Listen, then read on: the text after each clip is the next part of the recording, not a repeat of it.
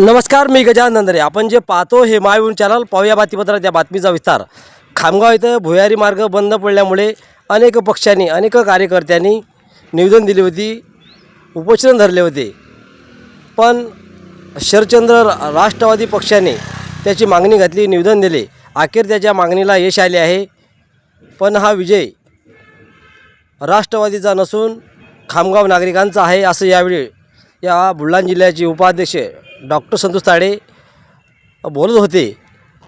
या मागणीसाठी, या निवेदन देण्यासाठी या बुलढाणा जिल्ह्याचे डॉक्टर संतोष तायडे, संजय बगाडे, डॉक्टर ज्ञानेश्वर रावणकर, उमेश बाबुळकर, आशिष ठाकरे आदी शेकडो कार्यकर्ते उपस्थित होते. मायभूमीचा ग्राउंड रिपोर्ट.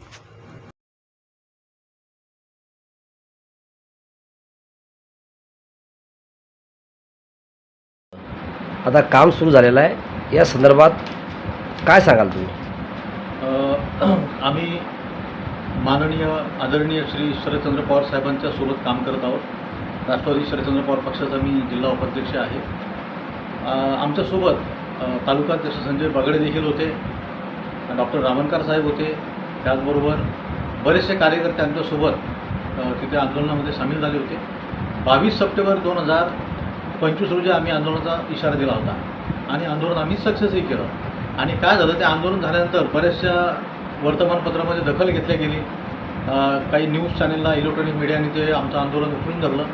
त्याच्यामुळे खऱ्या अर्थाने आमचं हे आंदोलन जरी असलं तरी हे जनतेचं आंदोलन होतं. आम्ही जे नेतृत्व केलं ते हे खामगावच्या जनतेने केलेलं नेतृत्व आहे आणि आम्ही फक्त नाममात्र, जनतेपुढे आम्ही नाममात्र आहोत. कारण आम्ही जे प्रश्न उचलतो हे जनतेचे उचलतो आणि हे जे श्रेय आहे संपूर्ण खामगाव शहराला जातं.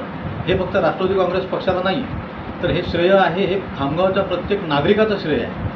आणि आज रोजी ते काम सुरू झालेलं आहे आणि काम सुरू झाल्यामुळे सर्व नागरिकांना असं आनंद वाटलेला आहे की चला, शरदचंद्र पवार पक्षाचं जे काम आहे, राष्ट्रवादी काँग्रेस पक्षाचं खऱ्या अर्थाने जनहिताचं काम आहे आणि जनतेच्याच प्रश्नावर हा पक्ष लढत आहे, असं आज खामगावकरांची भावना झाली आहे.